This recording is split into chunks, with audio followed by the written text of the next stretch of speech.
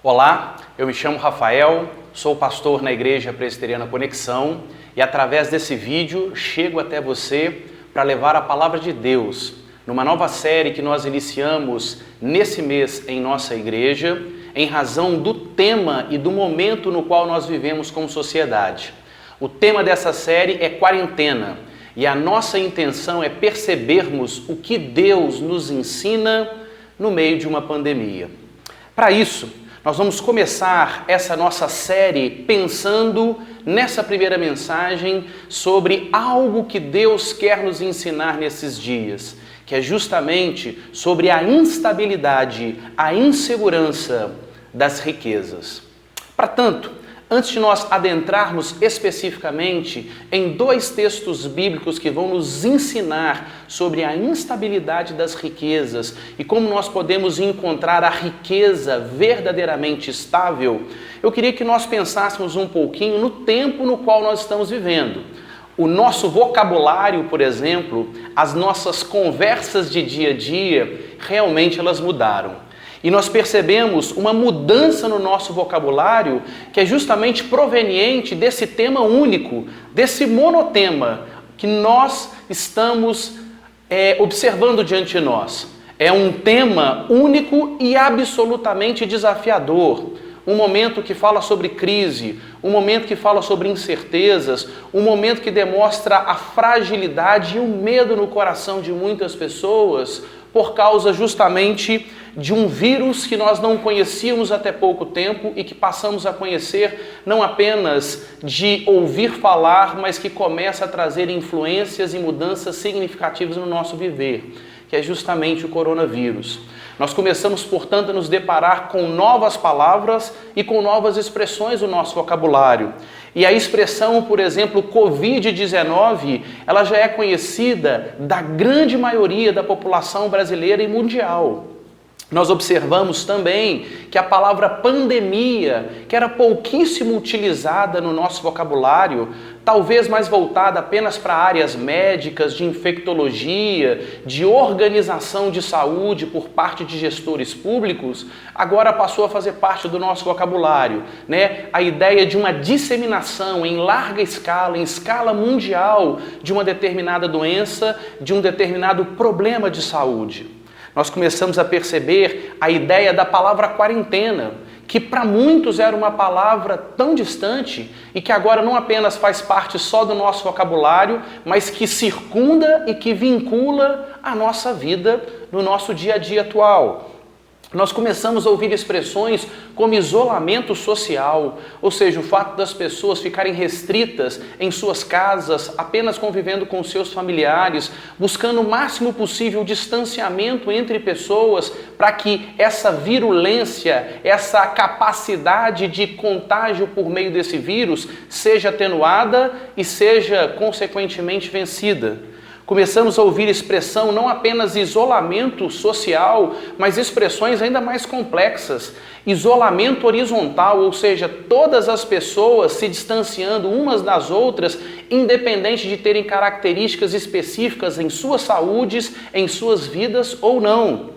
Começamos a ouvir sobre isolamento vertical. Não, o isolamento horizontal pode trazer problemas de ordem econômica, então, portanto, precisamos trabalhar apenas o isolamento vertical para restabelecer o funcionamento da nossa sociedade, inclusive nas questões econômicas, onde as pessoas que são mais vulneráveis e que podem ter maiores prejuízos em suas saúdes, em suas vidas, se forem contagiadas, apenas essas se forem contaminadas, melhor dizendo, apenas essas ficariam isoladas, enquanto que as outras pessoas que têm características gerais de saúde positivas poderiam retomar paulatinamente o convívio e suas atividades sociais.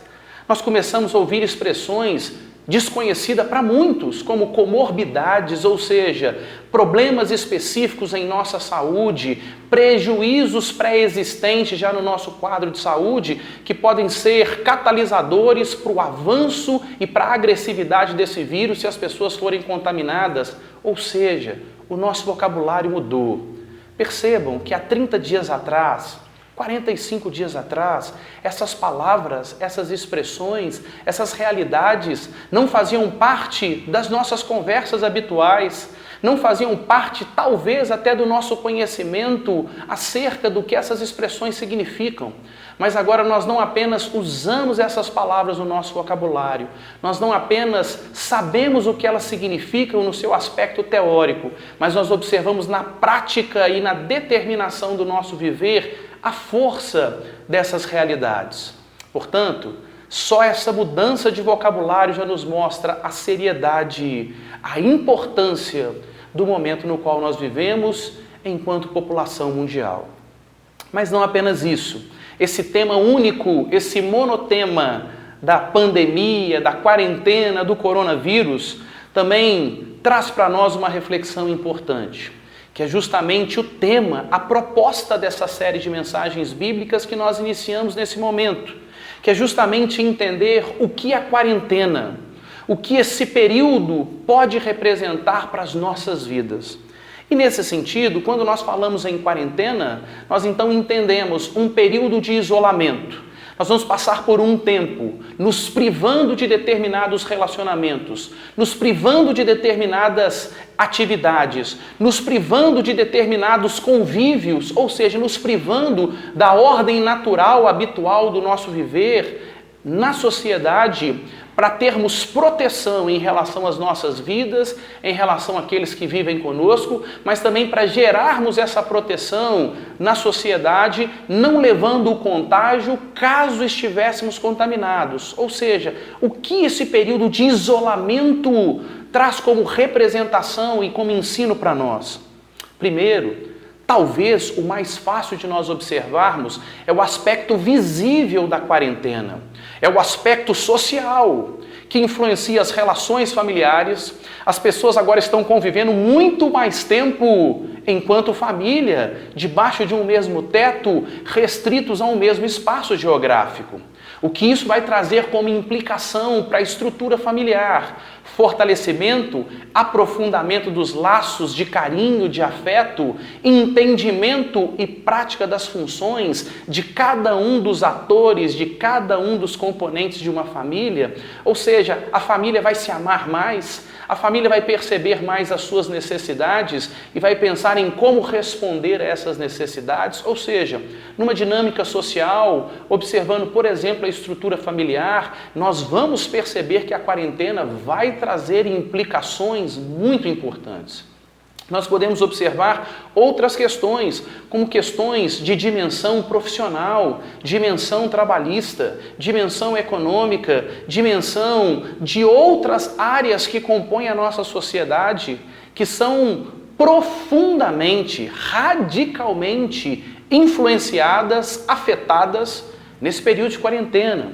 Portanto, existe um aspecto claro, que é observado, que é visível para todos nós. A dinâmica social está mudando e as implicações a partir do enfrentamento dessa pandemia, do que vai ser o nosso comportamento, o nosso papel, a nossa atuação na sociedade pós-quarentena, essa é uma realidade. Nós sabemos que a dinâmica social vai mudar. Só que quando nós pensamos na quarentena, apenas no aspecto social, nós estamos falando daquilo que é visível, portanto. Mas não apenas só aquilo que é visível, mas também daquilo que é temporal, que vai estar vinculado a um período de tempo específico. Nossa geração, geração futura, outras gerações podem e provavelmente serão afetadas por aquilo que acontece no mundo nesse tempo, nesse isolamento social, nesse tempo de quarentena. Mas nós precisamos entender que a nossa vida não diz respeito apenas às questões que são temporais, restritas às questões desse mundo e dessa vida. Mas nós precisamos observar também que a quarentena deve ter um aspecto que é invisível, deve e precisa ter uma perspectiva daquilo que é eterno. Ou seja, a quarentena atua e pode ser uma grande oportunidade da parte de Deus para que as nossas vidas passem por uma profunda, radical transformação no entendimento acerca da vida, nos valores que vão pautar o nosso viver, nas decisões que nós tomaremos ao longo da nossa vida, que vão marcar não apenas a nossa vida no tempo presente, mas que vão determinar o que será da nossa eternidade. Portanto, a quarentena tem uma dimensão espiritual, onde Deus, por seu amor enquanto Pai, traz correção sobre a vida de seus filhos, traz responsabilizações importantes sobre a humanidade, como o Criador, o dono, o sustentador, o Senhor sobre todas as coisas, e ao mesmo tempo, em razão de Deus ser amor, na quarentena, por mais que seja um período difícil, Deus nos traz uma grande oportunidade para que possamos conhecê-lo, se nós não ainda o conhecemos de fato como ele é. Mas ao mesmo tempo de nós aprofundarmos, intensificarmos, aprimorarmos o nosso relacionamento com ele, se nós já o conhecemos e se nós já entregamos a nossa vida ao controle e ao direcionamento perfeito e incomparável que nós somente encontramos na vida dedicada a Jesus Cristo.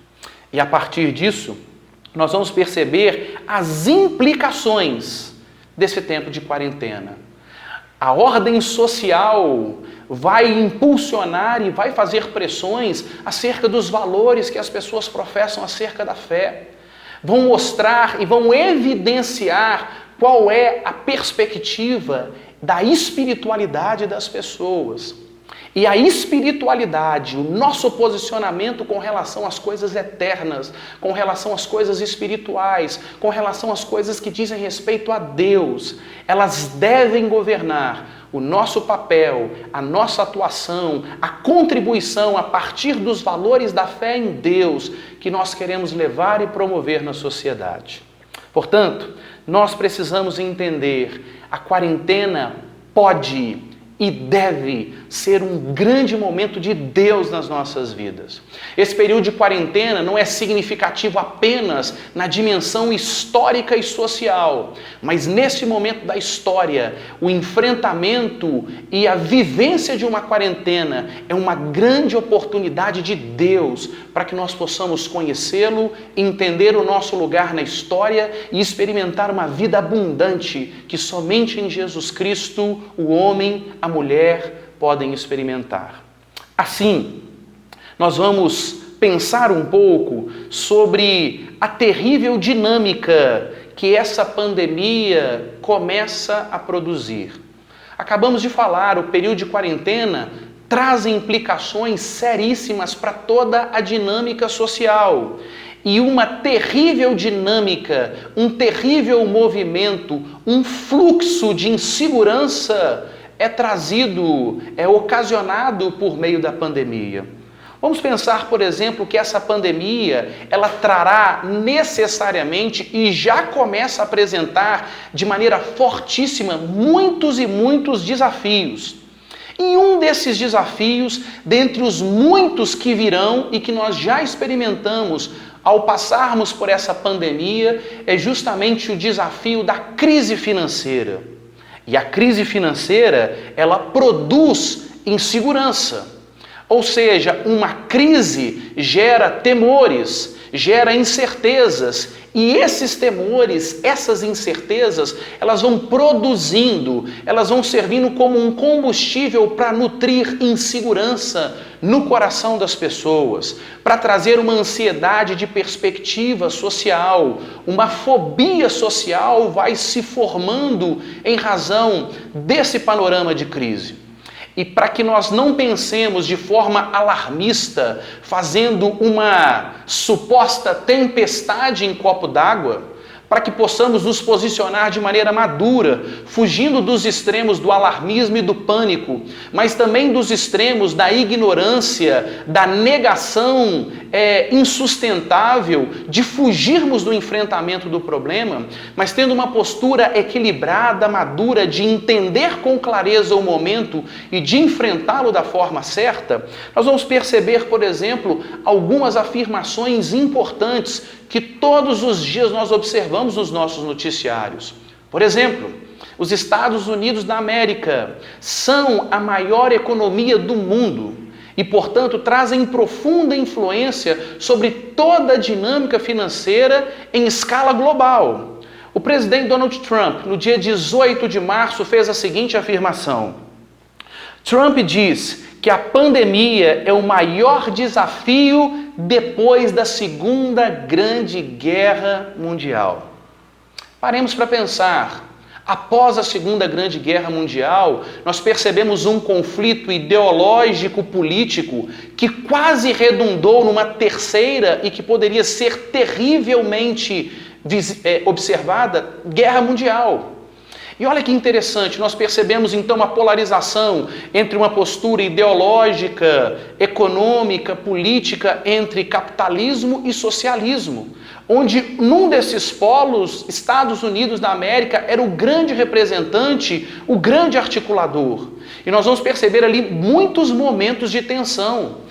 Se você observa a história norte-americana, desde a Segunda Grande Guerra, muitos problemas seríssimos foram enfrentados. Recentemente, no ano de 2008, nós percebemos uma grave crise econômica financeira nos Estados Unidos que surgiram por meio do mercado de ações e do mercado do setor imobiliário. Ou seja, o presidente Trump está dizendo que depois da Segunda Grande Guerra Mundial, esse é o maior desafio que está posto perante a nação americana. Mas apenas para dizer que talvez esse governante poderia se equivocar na sua afirmação, nós vamos perceber que Angela Merkel, na Alemanha, vai dizer justamente a mesma coisa. Ela diz que desde a Segunda Grande Guerra Mundial, esse é o maior desafio que está posto diante dos alemães. E a gente precisa pensar que depois da Segunda Grande Guerra Mundial, nós vamos perceber a Alemanha dividida entre a Alemanha Oriental e a Alemanha Ocidental, influenciados nessa polarização ideológico-financeira, política entre capitalismo e socialismo. Quando o muro de Berlim cai e a reconstrução da unidade do país foi um enorme desafio para a nação. Mas Angela Merkel diz que maior do que o desafio desses momentos vai ser o desafio do enfrentamento e dos reflexos provenientes dessa pandemia. E nós vamos observar, por exemplo, mensagens de revistas que trabalham os aspectos econômicos dizendo: quem vai salvar a economia do coronavírus? Ou seja, a pandemia vai trazer desafios, já traz gigantescos desafios. Um desses desafios é o desafio da ordem econômica. E isso traz insegurança, perturbação, ansiedade ao coração das pessoas. Portanto, nesse momento nós precisamos entender, existe um fluxo sério na dinâmica social acontecendo. Existe um terrível movimento proveniente dos impactos negativos provenientes dessa pandemia. E um desses impactos é justamente uma crise financeira que vai se apresentando em escala global. Mas o que é interessante nós pensarmos, se nós olharmos a quarentena apenas na perspectiva da dinâmica social, nós vamos entender que a crise econômica é um problema e vamos ficar restritos a essa perspectiva, que é real, mas que é limitada. Nós precisamos ter uma perspectiva holística, precisamos ter uma visão mais abrangente, nós precisamos enxergar com mais clareza a realidade que está posta diante de nós, que não é composta apenas da dinâmica social, mas que também é composta da realidade espiritual que influencia e que determina a realidade na qual nós vivemos. E nesse sentido, nós precisamos pensar o que a pandemia do coronavírus pode revelar, pode trazer aquilo que era escondido, oculto, às claras, pode tirar de uma postura de trevas e de escuridão para uma postura de luz, de clareza diante das pessoas. E um pastor, um dos grandes teólogos reformados do mundo, Michael Gorin, disse o seguinte acerca desse momento, mostrando o que essa pandemia do coronavírus pode revelar. Michael Gorin diz o seguinte: a crise do coronavírus tem revelado não só os problemas estruturais da nossa realidade, mas tem revelado algo que é mais profundo. Tem revelado os ídolos, tem revelado as decisões, os posicionamentos espirituais da nossa cultura. Eu quero ousar dizer, seguindo o caminho, seguindo a esteira dessa afirmação tão importante, trazida por Michael Gorin, eu ouso dizer nessa caminhada que a crise do coronavírus tem revelado a imperfeição e a insuficiência das estruturas perante as quais nós temos depositado a nossa esperança e a nossa dependência enquanto humanidade. Vamos parar para pensar um pouco. Muitos de nós têm colocado toda a sua esperança e toda a sua dependência no mercado financeiro que está estruturado no tempo presente. Essas pessoas vivem um conflito terrível. Essas pessoas têm inseguranças absurdas em seu coração, porque elas estão percebendo que elas colocaram toda a sua esperança, toda a sua dependência, toda a sua confiança num mercado que é muito bem organizado, mas que é limitado, que tem as suas falhas e que, portanto, não tem condição de trazer plena e total segurança para a vida dessa pessoa. Portanto, Michael Gorin acertadamente diz: a crise do coronavírus vai revelar, e já tem revelado, quais são os ídolos, quais são as posturas espirituais, as decisões de fé presentes na nossa cultura. E eu quero dizer, seguindo esse mesmo caminho, que essa crise vai revelar a fragilidade, a imperfeição das estruturas diante das quais a humanidade tem posto a sua esperança e a sua dependência. Nesse sentido, eu e você precisamos olhar então para a mensagem que nos traz o direcionamento seguro, preciso, sem qualquer tipo de equívoco, e que, portanto, é a mensagem que vai nos posicionar e nos capacitar para enfrentar a pandemia e para enxergar corretamente tantos aspectos sociais, mas principalmente a realidade espiritual que essa pandemia quer trabalhar nas nossas vidas, quer trabalhar na nossa história no tempo presente. E para isso nós vamos ter diante de nós o texto do Evangelho de Mateus, no capítulo 6. Nós vamos ler dos versos 19 até o verso 24. E ao olharmos para esse texto, observando primeiramente o capítulo 19, o capítulo 20, o versículo 19, melhor dizendo, o versículo 20 e o versículo 21 deste capítulo 6 de Mateus, nós vamos perceber em primeiro lugar algo muito importante.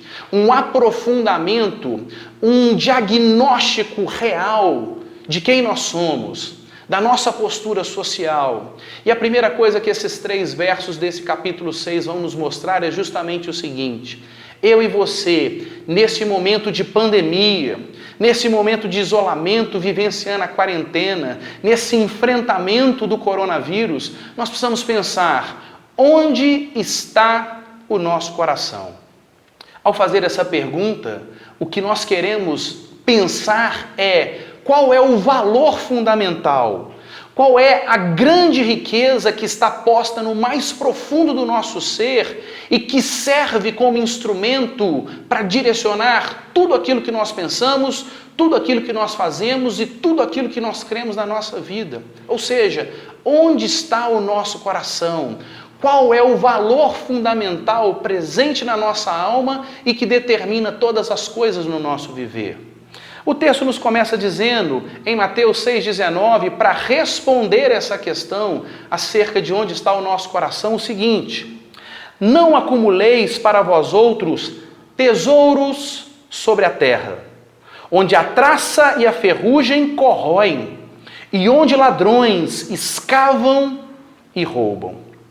É interessante nós pensarmos: tesouros sobre a terra, riquezas desse mundo, acumular apenas dinheiro, apenas patrimônio, apenas bens materiais e imateriais, ou seja, acumular apenas riquezas nessa vida e que são restritas a essa vida.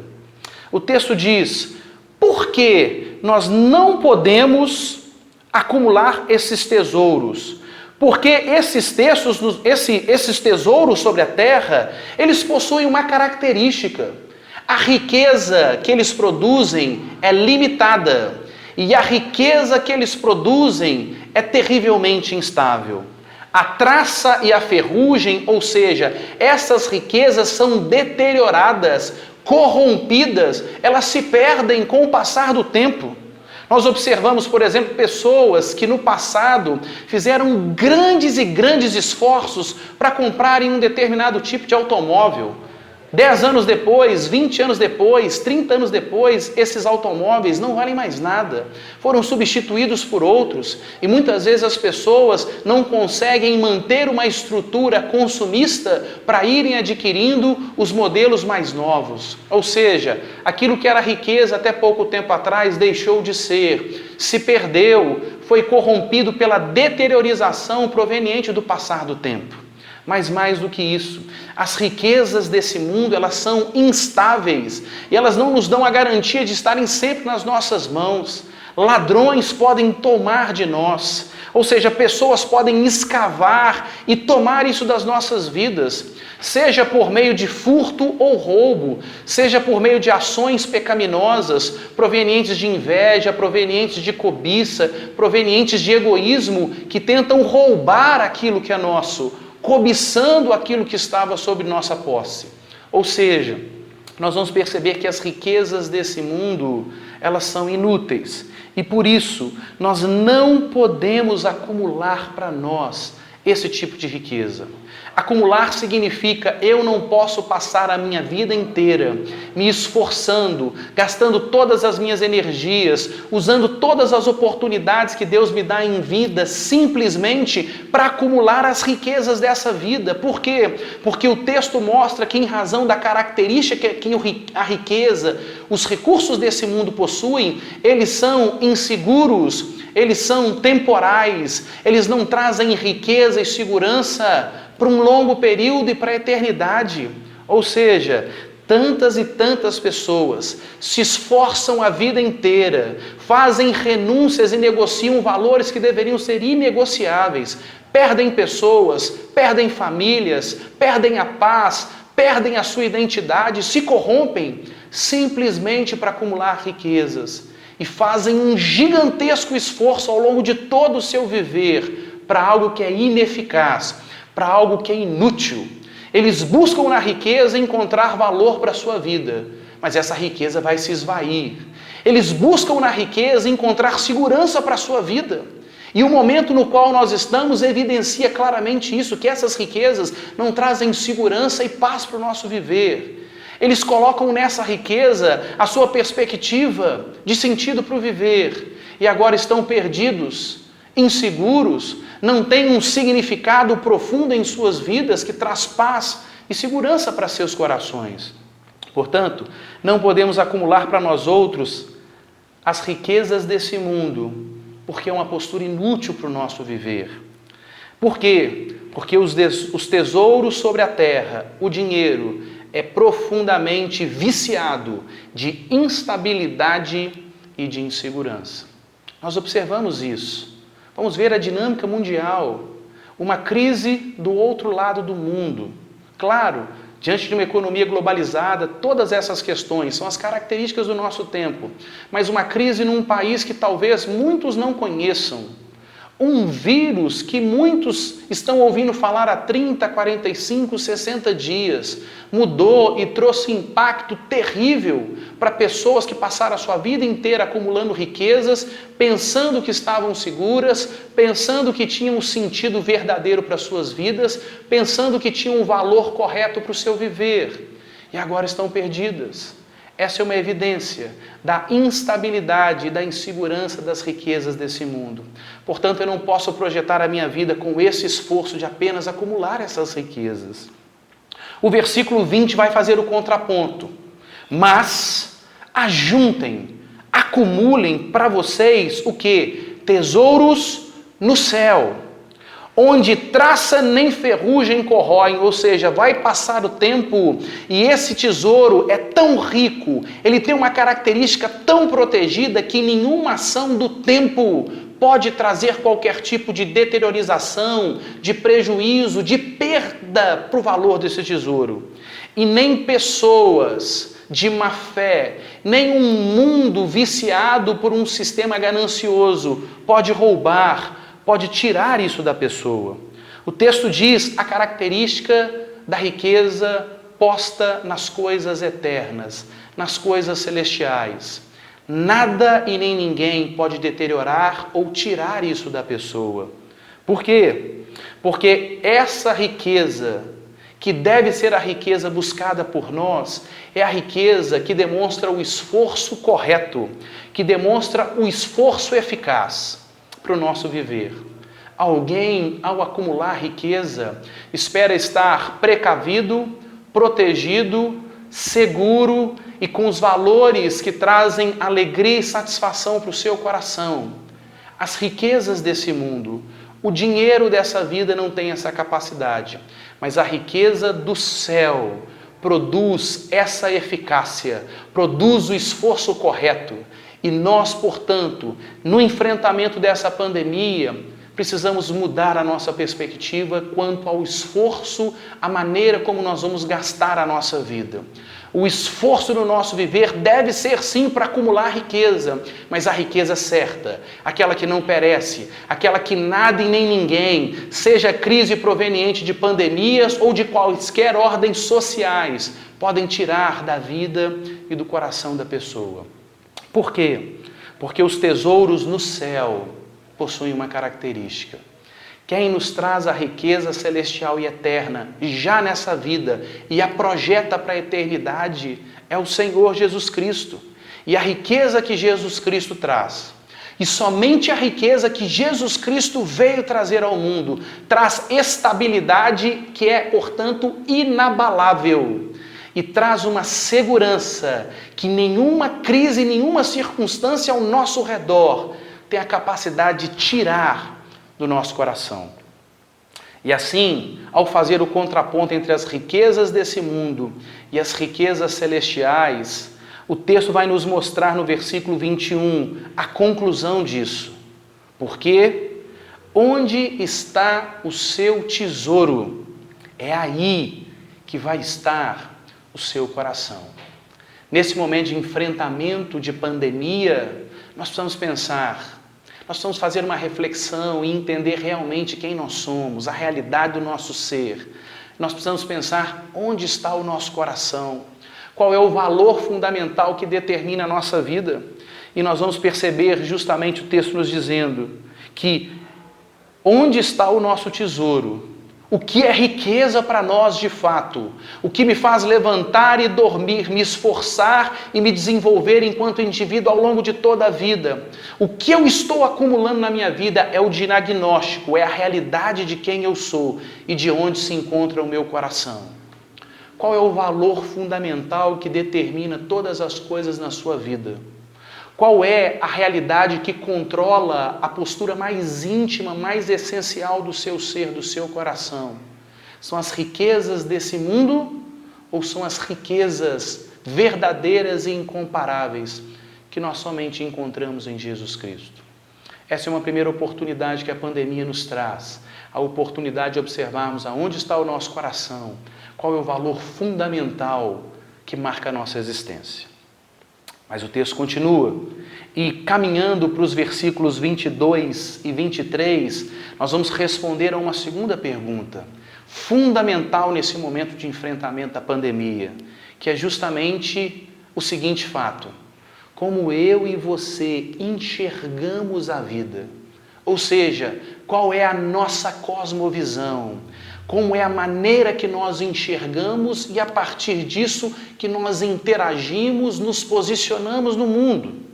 E o versículo 22 vai nos dizer justamente sobre isso. Olha o que o Senhor Jesus continua dizendo: são os olhos a lâmpada do corpo. Se os teus olhos forem bons, todo o teu corpo será luminoso. Percebam que o texto, o Senhor Jesus, vai usar justamente essa realidade da cosmovisão, que vai ser uma expressão que vai ser estabelecida enquanto terminologia e desenvolvida nas esferas corretas de pensamento, só na mudança do século XVIII para o século XIX. Mas cerca de 1900 anos antes, o Senhor Jesus já nos mostrava a realidade da cosmovisão na vida de uma pessoa. Ou seja, quais são as lentes por meio das quais eu enxergo o mundo. E a partir dessa maneira como eu enxergo o mundo, eu vou me posicionar diante das pessoas e no enfrentamento de uma situação como essa. Portanto, nós precisamos entender qual é a minha, qual é a sua cosmovisão? E aí, o texto nos diz, se os teus olhos forem bons, ou seja, a cosmovisão é que vai trazer o direcionamento para o nosso viver. São os olhos, a maneira como eu enxergo a vida, a lâmpada para o corpo.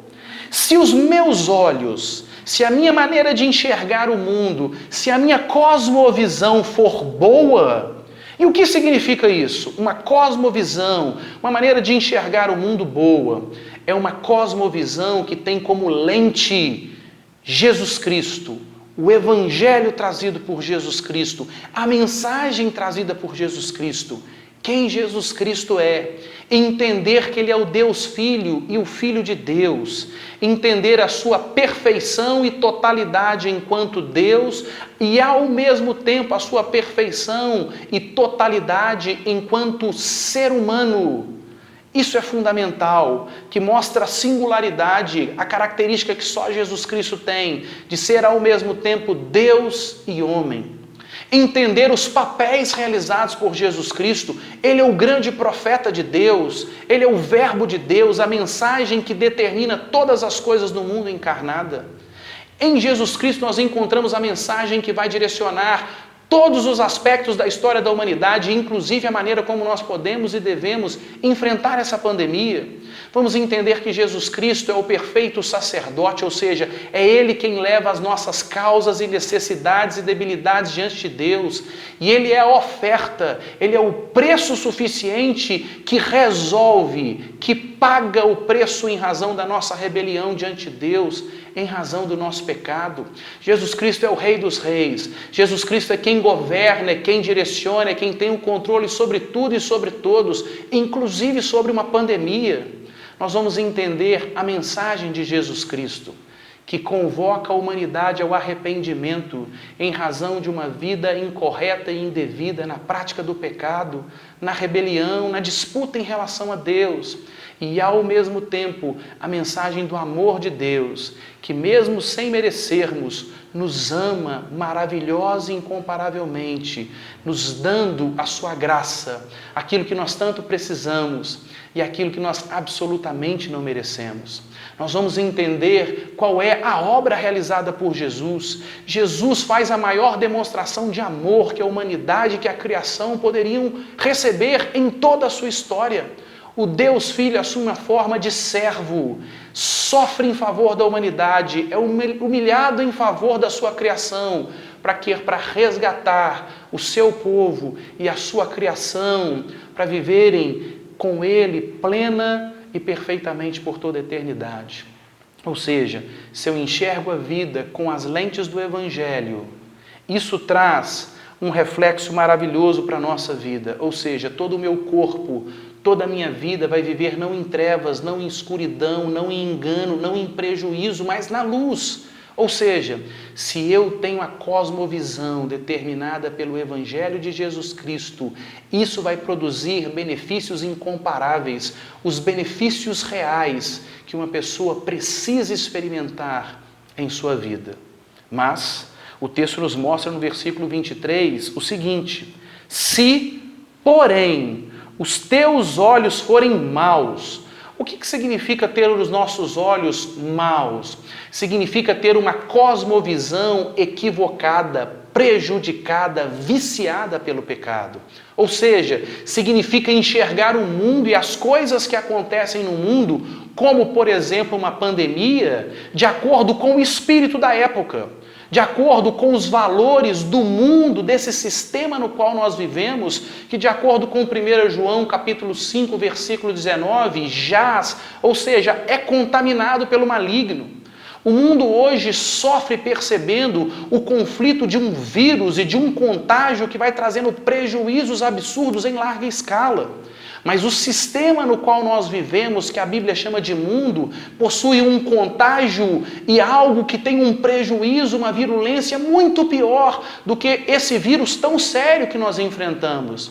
É a virulência, é a capacidade destruidora, incomparavelmente destruidora, trazida pelo pecado.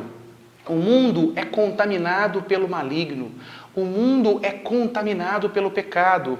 E quando nós enxergamos a vida, não segundo os valores do Evangelho, mas segundo os valores dessa contaminação que o pecado traz para a humanidade, nós vamos ter um olhar equivocado. Nós vamos ter um olhar perdido. E muitas pessoas caminham assim em sua vida. Eu, por exemplo, faço uso de lentes corretivas.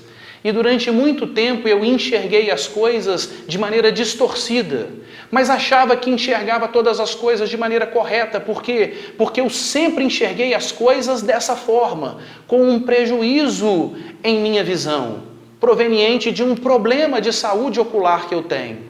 Mas a partir do momento em que esse problema foi identificado e as lentes corretas foram postas, eu comecei a enxergar as coisas com a nitidez e com a realidade que de fato elas possuem. Nesse momento nós vamos perceber as lentes diante das quais as pessoas enxergam a situação, a pandemia e a sua existência. São as lentes conforme os valores do espírito dessa época. E isso traz um problema, porque o texto diz, se os teus olhos forem maus, se a sua cosmovisão for segundo o espírito do tempo presente, todo o seu corpo, toda a sua vida estará em trevas, ou seja, vai ter um terrível prejuízo. Portanto, o que nós vamos perceber nessa pandemia é que essa pandemia vai evidenciar um conflito de cosmovisões. Pessoas que vão enxergar e enfrentar a pandemia com as lentes do Evangelho de Jesus Cristo. E isso vai trazer benefícios incomparáveis e maravilhosos para as suas vidas e para o seu entorno, a partir do testemunho de Jesus Cristo que eles darão.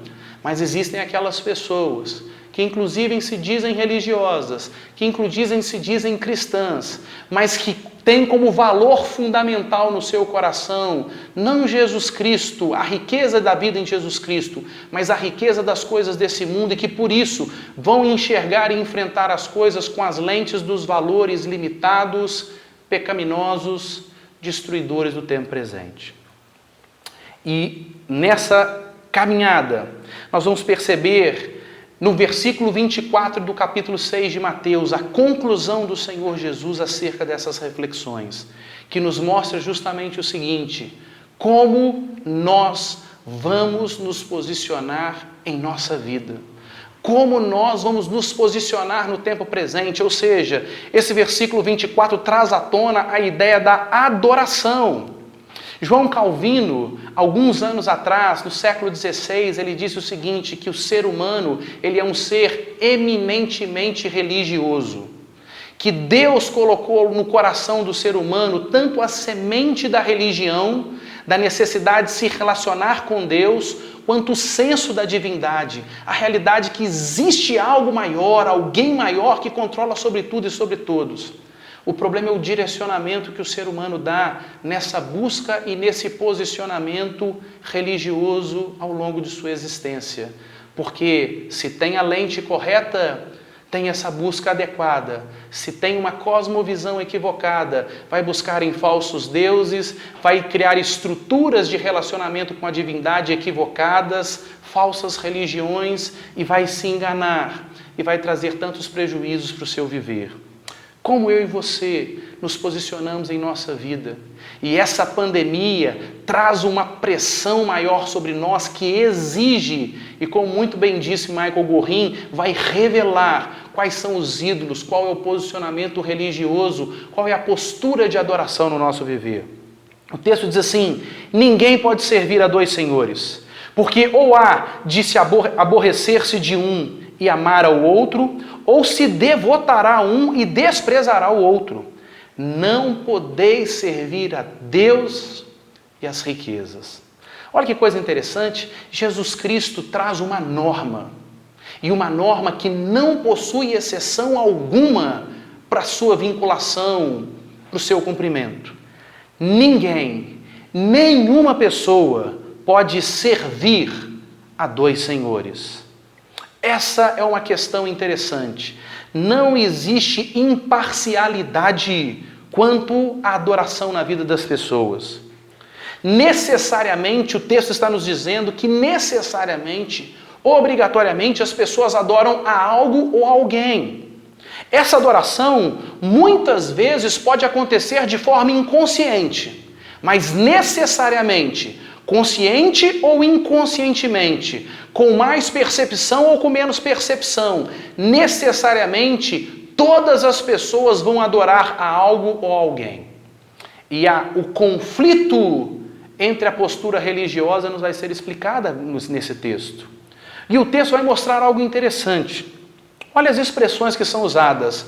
Porque ou vai se aborrecer-se de um e amar ao outro, ou seja, as pessoas se posicionam em sua vida com relação àquilo que o texto está nos trazendo, as duas realidades de adoração ou de posicionamento religioso. Isso mostra que isso influencia profundamente os sentimentos, as emoções das pessoas. Ou seja, as emoções das pessoas, seus sentimentos estão envolvidos no seu posicionamento em vida. Mas mais, olha o aspecto religioso, ou vai se devotar, ou seja, consagrar a sua vida como um devoto, como alguém que tem um posicionamento de adoração, de vida de culto, ou vai desprezar, ou seja, negar a existência, posicionar-se de forma religiosa, negando determinado fato, ou vai desprezar ao outro. E aí Jesus Cristo conclui aquilo que ele afirma: ninguém pode servir a dois senhores. Ele explica isso, porque ou há de aborrecer-se de um e amar ao outro, ou se devotará a um e desprezará o outro. E ele conclui dizendo: não podeis servir a Deus e às riquezas. É interessante nesse texto que a palavra servir, ela tem o mesmo radical que a palavra adorar. Por exemplo, em países de língua inglesa, as pessoas não vão participar de um culto. Claro que é um culto, mas as pessoas não chamam aquela atividade, aquele encontro religioso, necessariamente de culto. Eles chamam de serviço na língua inglesa. As pessoas ao domingo vão para o serviço, vão para o culto, vão para o encontro público de adoração ao Senhor. Ou seja, elas vão para adorar. O texto está dizendo que existem pessoas na sua vida que servem a Deus e outras pessoas que servem ao longo de suas vidas a riqueza. Necessariamente todo ser humano serve a um desses dois senhores, a um desses dois deuses. E é tão interessante que Senhor é aquele que domina e aquele que dirige a vida de alguém. Existem pessoas, e essa crise vai revelar quem domina e quem dirige o nosso viver. Se é Deus ou se a minha vida e a sua vida são dirigidas, são controladas pelas riquezas, ainda que muitas vezes a gente não tenha coragem de reconhecer isso. Mas o fato de não termos coragem para reconhecer não significa que isso não seja uma realidade na nossa vida. E é interessante nós observarmos, por exemplo, o ministério terreno, o tempo do Senhor Jesus entre sua encarnação, sua morte e ressurreição. No ministério terreno de Jesus Cristo, o assunto mais falado por Jesus foi sobre o reino de Deus, mostrando quem é o rei desse reino, qual é a riqueza desse reino, ele próprio, Jesus Cristo. E o segundo assunto mais falado pelo Senhor Jesus foi justamente sobre o reino desse mundo, cujo rei, cujo príncipe é justamente as riquezas. Para mostrar isso, no texto, a palavra riqueza, ela é uma das poucas expressões no aramaico presentes no Novo Testamento, que, regra geral, todo ele é escrito num grego comum, chamado grego koiné. E a palavra riquezas no aramaico é um nome próprio, é a palavra mamon, ou seja, o que mostra que as riquezas recebem um caráter de personificação, ou seja, é como se a riqueza fosse elevada à postura de um ser pessoal que age, que exige adoração, que traz direcionamento, que traz domínio sobre a vida das pessoas. Portanto, o aspecto da adoração, do posicionamento religioso da nossa vida vai ser evidenciado nesse momento. Adoraremos, serviremos a Deus ou adoraremos e serviremos a Mamon, às riquezas, aos tesouros dessa terra? Assim, para começarmos a colocar em prática, nós precisamos concluir pensando em pelo menos duas questões muito importantes. A primeira delas é o momento no qual nós vivemos. Esse momento não é um momento para triunfalismo, para acharmos que somos super-heróis e para exercermos a fé em Cristo de maneira antibíblica e irresponsável. A cosmovisão cristã, enxergar a vida com as lentes do Evangelho de Jesus, vai nos levar para uma postura de mordomia, de administração, de gestão cristã da vida. E isso traz como implicação profunda responsabilidade econômica nesse momento. Esse é o momento de nós reorganizarmos o nosso orçamento. Esse é o momento de nós exercermos a nossa postura evangélica, pensando em como eu posso lucrar mais nesse momento. Não, mas como eu posso servir mais as pessoas, tendo as minhas necessidades e a necessidade do meu próximo suprida. Como eu posso contribuir por meio da minha vocação para fortalecer todos os aspectos da sociedade, para que inclusive a economia seja fortalecida e o mais rápido possível restabilizada.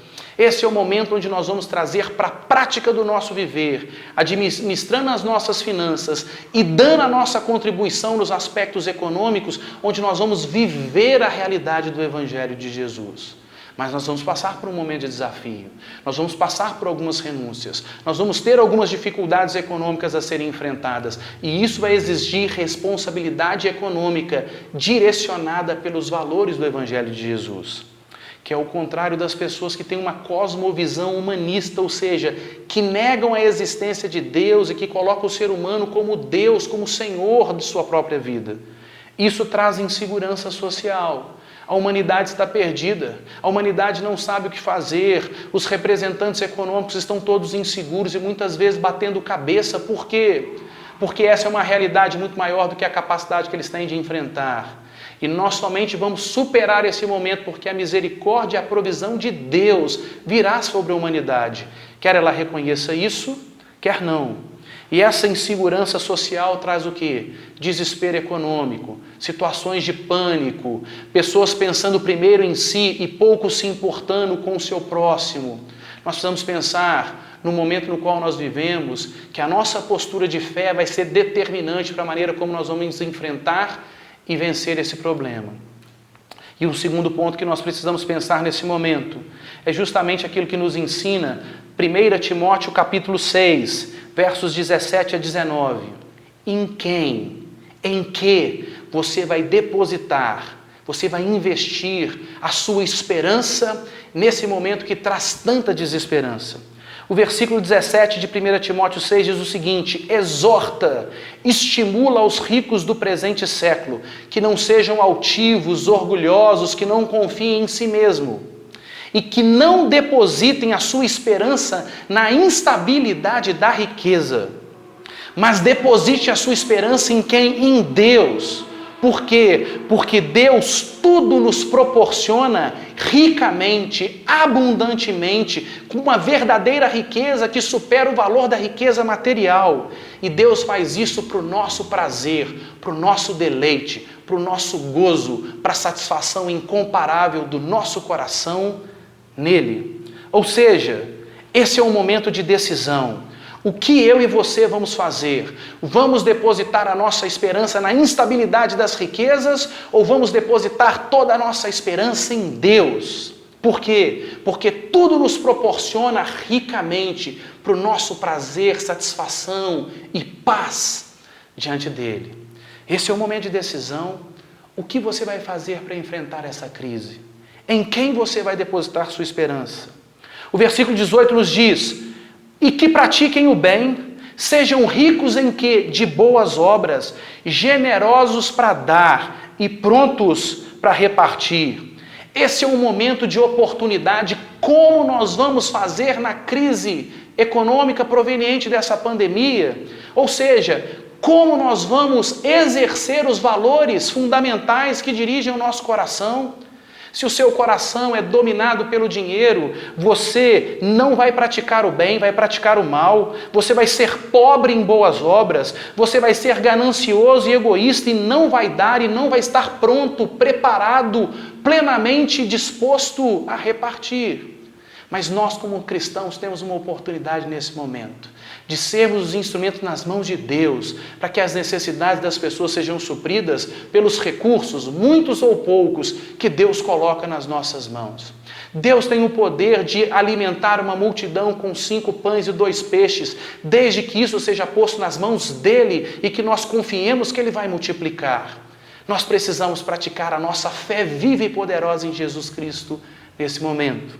E o versículo 19 nos mostra como nós vamos agir nesse momento. Esse é o momento de fazer o verdadeiro investimento. Nós vamos entender como nós vamos depositar, como nós vamos investir a nossa vida nesse instante.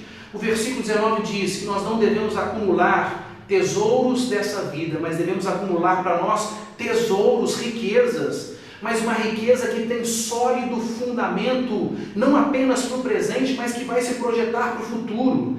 Uma riqueza que faz com que nós experimentemos, tomemos posse da verdadeira vida, da vida eterna, riqueza nessa vida e para a eternidade, que somente Jesus Cristo pode trazer. Portanto, nós vamos pensar, esse é o momento de investir. Por que eu tenho que buscar as riquezas em Deus? Por que eu tenho que depositar a minha confiança na estabilidade da riqueza que somente Jesus Cristo pode trazer? Porque ela supre abundantemente a minha vida nessa vida. Me faz ser um instrumento para suprir a necessidade do meu próximo. E essa é a única riqueza, o único tesouro que vai ser projetado e que vai ser experimentado por cada cristão e cristã na eternidade. Portanto, que Deus nos abençoe. E que nesse momento de enfrentamento da pandemia, nós possamos perceber qual é a riqueza verdadeira no nosso coração e que nós possamos depositar toda a nossa confiança e esperança na riqueza, na provisão que somente Jesus Cristo pode trazer. Deus abençoe a sua vida. Amém. Então vamos orar pedindo a bênção de Deus para as nossas vidas e para essa semana. Senhor, nós queremos te agradecer pela tua palavra e pedimos ao Senhor que fortaleça o nosso coração para que ela seja aplicada no nosso viver. Que a nossa confiança esteja no Senhor, na riqueza da vida em Jesus Cristo, nos valores do reino de Deus e somente nisso. Pedimos ao Senhor que nos fortaleça nessa semana para que enfrentemos mais uma semana diante dessa pandemia com paz do Senhor em nosso coração, com resiliência, com o domínio próprio produzido pelo Teu Santo Espírito e com o enfrentamento de esperança proveniente da segurança da vida que temos em Jesus. Que possamos ser instrumentos de pacificação e de estímulo na fé, de consolo e de fortalecimento para aqueles que sofrem. Seja conosco e continue a proteger as nossas vidas, a Tua igreja, a sociedade, Senhor, diante da seriedade do problema de saúde que nós vivenciamos. Nós dependemos, nós confiamos, nós esperamos a intervenção e a provisão de Deus, trazendo vitória sobre esse momento de pandemia. Em nome de Jesus nós oramos. Amém. E que a maravilhosa graça do nosso Senhor e Salvador Jesus Cristo, que o amor de Deus, o nosso amado Pai, a comunhão, a consolação, o poder do Espírito Santo, repousem sobre nós, amados irmãos e irmãs, e sobre toda a igreja de Jesus, que luta no tempo presente pela causa do Evangelho e que é triunfante, mais do que vencedor em Jesus, por toda a eternidade. Amém.